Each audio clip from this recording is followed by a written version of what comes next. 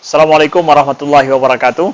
Anda rindu mendengarkan kajian-kajian dari ustadz-ustadz kita dari Aceh? Kunjungi channel YouTube Maulizul Akbar NAT.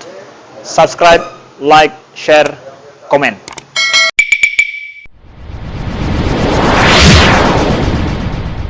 Perempuan solat Jumat. Perempuan itu bukan orang yang wajib solat Jumat.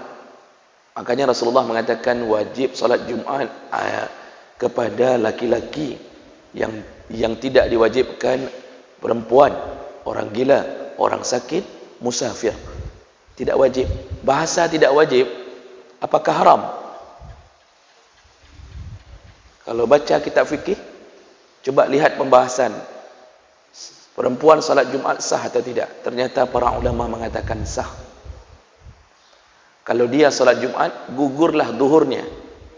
Gugurlah duhurnya, sah. Namun tidak diwajibkan.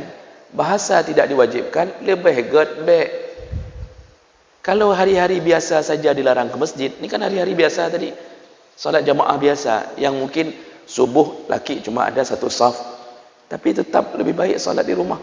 Kalau hari-hari biasa lebih baik salat di rumah, maka hari Jumat lebih utama untuk salat di rumah. Karena hari itu hari berkumpulnya laki. Maka timbul fitnah seperti tadi. Ini seperempuan nekat ke masjid, duduk bercampur-campur dengan laki-laki.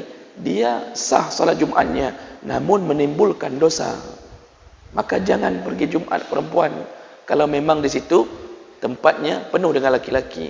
Kecuali tempat-tempat yang sudah di setting khusus untuk perempuan. Nah, likut nak tempat kurinang. Boleh enggak Jumat? Boleh. Sunnah tidak? Tidak. Tetap di rumah lebih baik. Enggak usah solat Jumat. Tidak usah solat Jumat. Baik. Jadi itu kondisi seorang perempuan tentang solat Jumat.